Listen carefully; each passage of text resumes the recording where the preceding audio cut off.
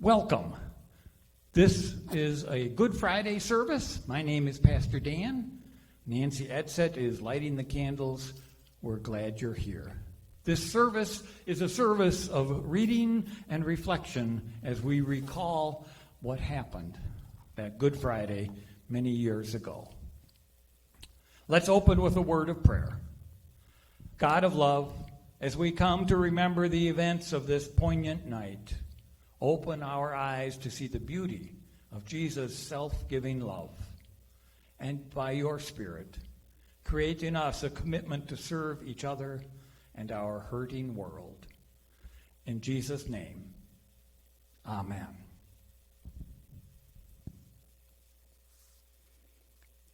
Jesus in the Garden of Gethsemane. Then Jesus came with them to a place called Gethsemane. And he said to his disciples, "Sit here while I go over there and pray." He took along Peter and the two sons of Zebedee and began to feel sorrow and distress. Then he said to them, "My soul is sorrowful even to death. Remain here and keep watch with me." He advanced a little and fell prostrate in prayer, saying, "My Father, if it is possible, let this cup pass from me. Yet, not as I will, but as you will." When he returned to his disciples, he found them asleep.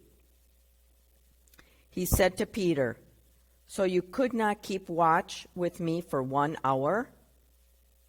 Watch and pray that you may not undergo the test. The spirit is willing, but the flesh is weak."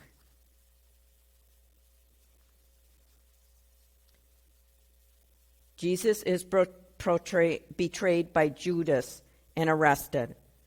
While Jesus was still speaking, Judas, one of the 12, arrived, accompanied by a crowd with swords and clubs, who had come from the chief priests, the scribes, and the elders.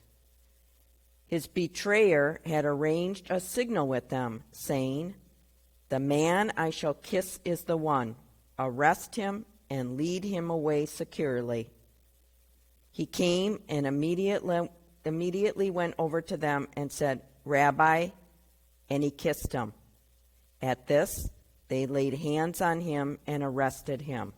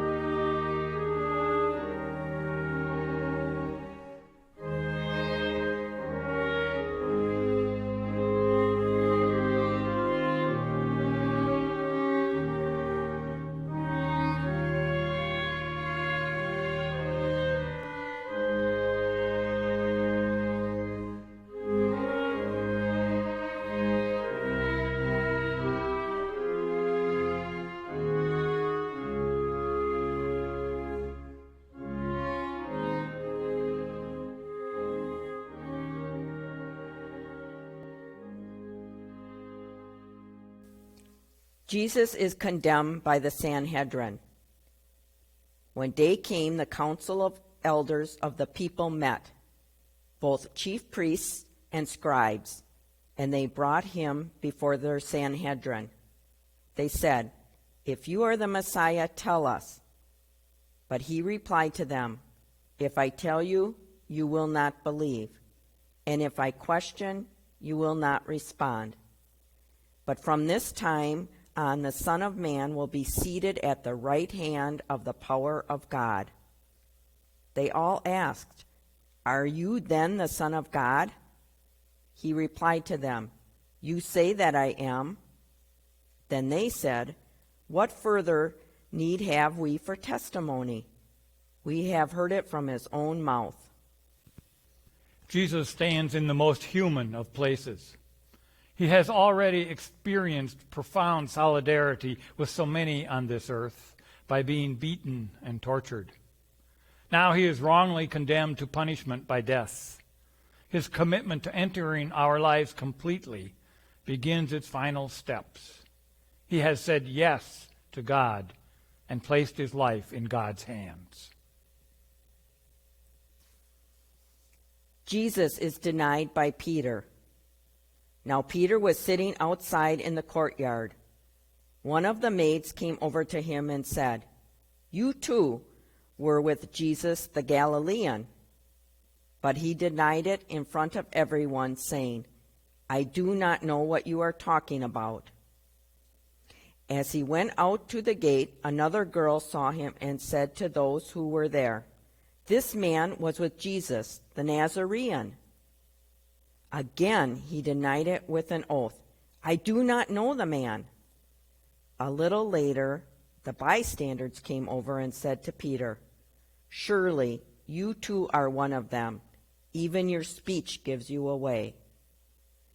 At that he began to curse and to swear, "I do not know the man." And immediately a cock crowed. Then Peter remembered the word that Jesus had spoken. "Before the cock crows, you will deny me 3 times." He went out and began to weep bitterly.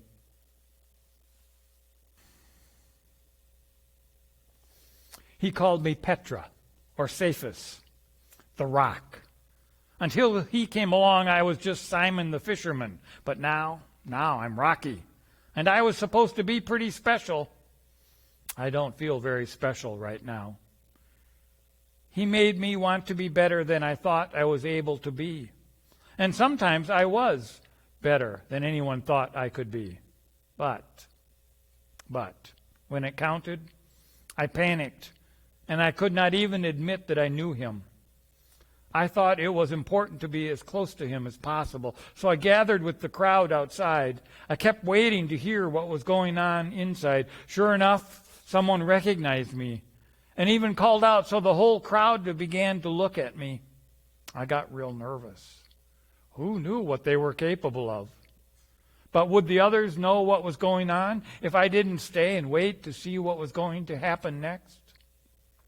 So I denied knowing Jesus. If I hadn't, who knows what might have happened? I was just trying to go along with him. Jesus is judged by Pontius Pilate. The chief priests with the elders and the scribes, that is the whole Sanhedrin, held a council. They bound Jesus, led him away, and handed him over to Pilate. Pilate questioned him, "Are you the king of the Jews?"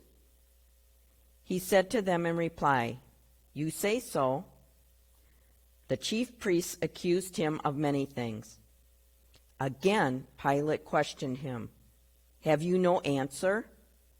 See how many things they accused you of?" Jesus gave no further answer, so that Pilate was amazed. Pilate, wishing to satisfy the crowd, released Barabbas and handed Jesus over to be crucified. I am Pilate. I have the responsibility to administer the emperor's government here. This post is not considered a very good assignment. Third-rate officials are sent to places like this, but I try to make the best of it. Perhaps my next posting will be better. Take today, for example. They bring in front of me a man who, as far as I can tell, has done nothing wrong whatsoever. And they expect me, as the emperor's representative, to accommodate them by killing an innocent man. Of course, part of the art of diplomacy is to find ways to accommodate those governed. So, while there was no real reason to execute this man, I allowed him to be crucified. In that way, we can all get along. Jesus is scourged and crowned with thorns. Then Pilate took Jesus and had him scourged. And the soldiers wove a crown out of thorns and placed it on his head, and clothed him in a purple cloak. And they came to him and said, "Hail, King of the Jews!" And they struck him repeatedly.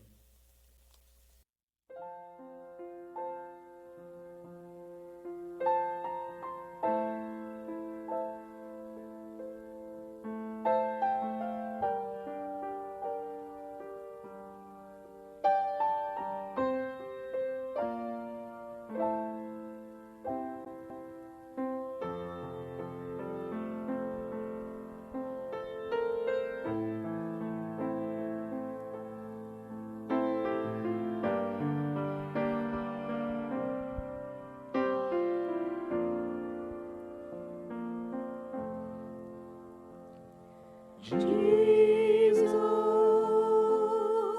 name above all names, beautiful Savior, glorious Lord, Emmanuel, God is with us, blessed Redeemer.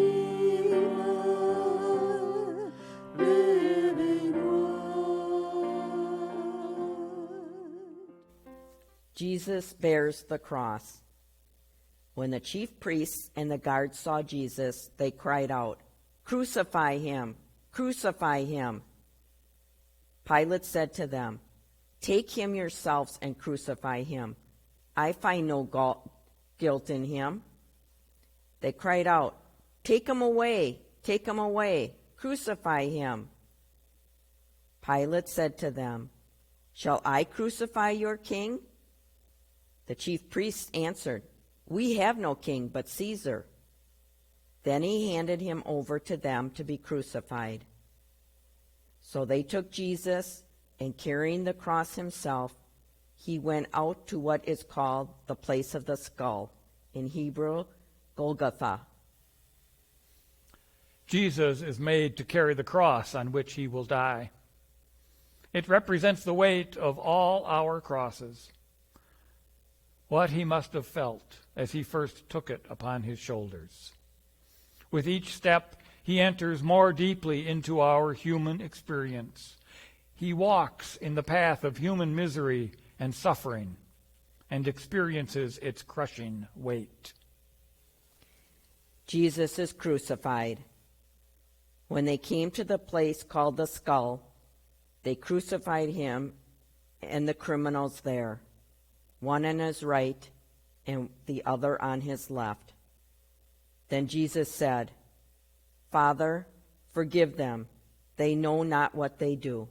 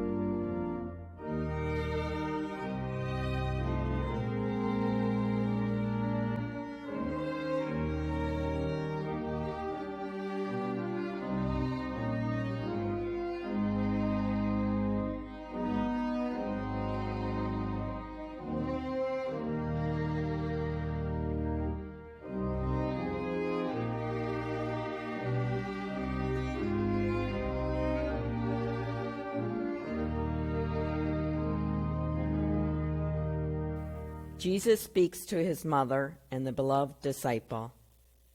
Standing by the cross of Jesus were his mother and his mother's sister, Mary, the wife of Clopas, and Mary of Magdala.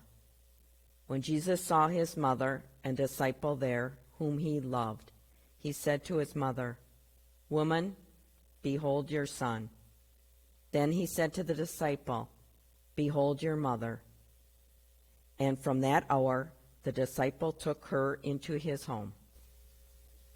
I am Mary. No, not his mother, another Mary.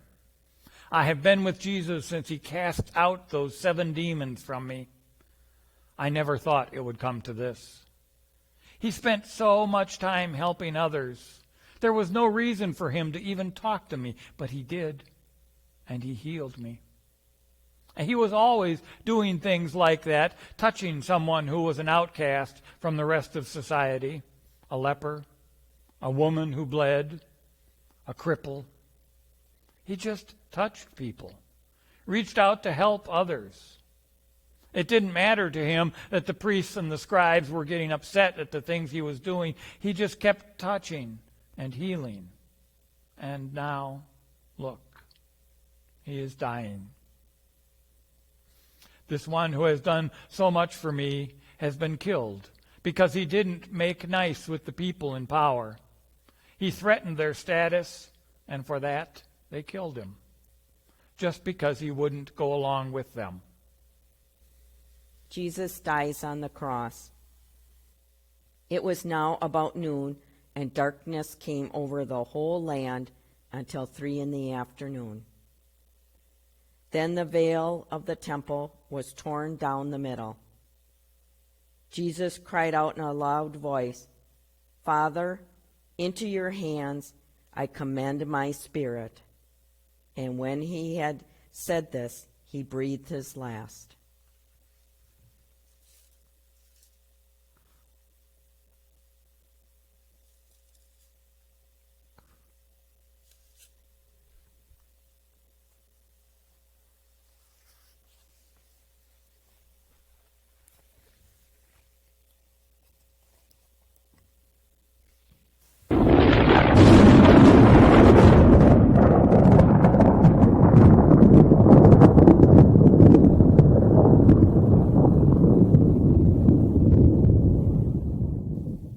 Dear Jesus, we thought we knew what was happening, where this would all end. We marched into Jerusalem, shouting our hosannas, raising a crowd, declaring you king. We confronted the temple rulers, overturned their tables, disrupted their corruption, reclaimed our Father's house. Dear Jesus, we thought we knew what was happening and where this would all end. We have borne witness as you fed the hungry, healed the lame, raised the dead. We have traveled from Nazareth to Jerusalem, fisherman to follower, from fear to joy, upper room to Gethsemane. Dear Jesus, we thought we knew what was happening, where this would all end. It ends here, on the cross. Our triumph defeated by nails and Romans, shrewd priest and cunning governor, cowardly crowds and deserting disciples. It ends here, on a cross. Cheers turned to scorn, hosannas to hate, rejoicing to rebuke. It ends here, on a cross. On a silent cross, the skies darken, the earth quakes, the curtain tears. On a silent cross, death is victorious, glory crushed to ashes, triumphant marches to the tomb. Darkness reigns. Where is their light? Where can we look? Darkness reigns. Where is their hope? Where can we see? Darkness reigns. Where is their life? Where can we find light? Dear Jesus, we thought we knew what was happening, where this would all end. It ends here, on a cross. Darkness reigns.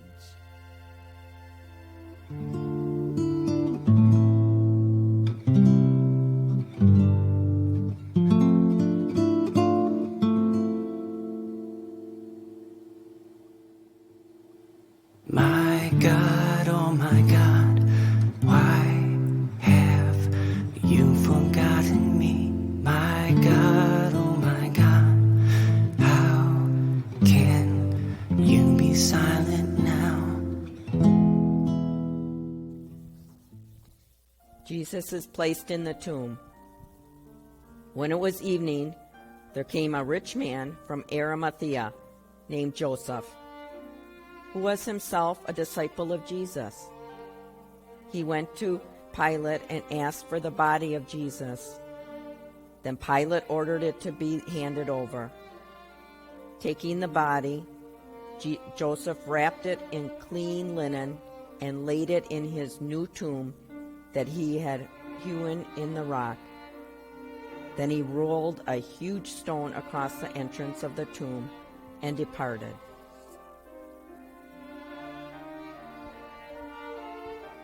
If this Good Friday service feels unfinished, it should. The story is not yet over. Death is not the end.